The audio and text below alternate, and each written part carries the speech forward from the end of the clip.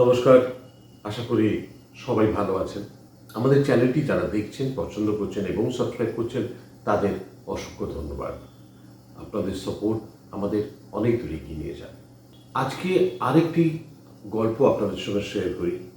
60-এর দশকের শেষ থেকে 70-এর দশকের শুরুর দিক পর্যন্ত এই সময়তে প্রখ্যাত সাহিত্যিক বুদ্ধদেব গুহর 4টি উপন্যাস, একটু উষ্ণতার জন্য, কোয়েলের কাছে, নগ্ন নির্জন এবং চবুতরা, এই 4টি উপন্যাস নিয়ে ফিল্ম করতে চলেছিলেন অগ্রগামী।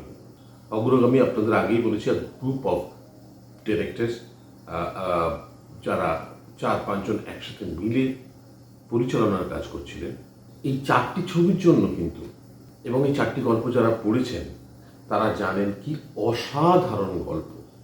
এবং এর মধ্যে কোয়েলের কাছে, একটু উষ্ণতার জন্য, সবার উপরে কোয়েলের কাছে সবচেয়ে বেশি বহুল জনপ্রিয় একটি বই।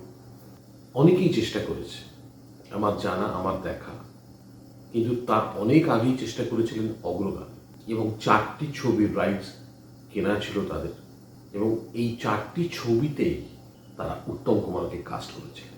আমি শুধু ভাবছি যে এই গল্পগুলোতে যদি উত্তম কুমার থাকতেন, মানে কোয়েলের কাছে যদি ছবি হতো উত্তম কুমার লাল সাহেব হয়ে, কি অসাধারণ হতো, কি বিগ হিট। এবং সবচেয়ে বড় কথা, এই দুটি ছবির জন্য এর মধ্যে উত্তম কুমারের এগেনস্টে নেওয়া হয়েছিল রেখাকে। কি অসাধারণ হতো কোয়েলের কাছে উত্তম কুমার লাল সাহেব।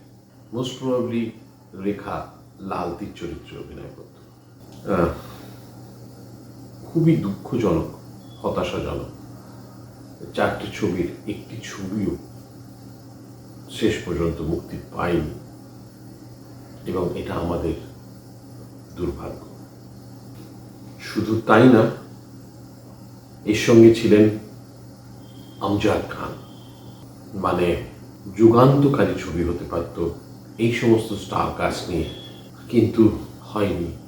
তারপর অনেকেই চেষ্টা করেছেন, কিন্তু করে উঠতে পারেননি কেউ।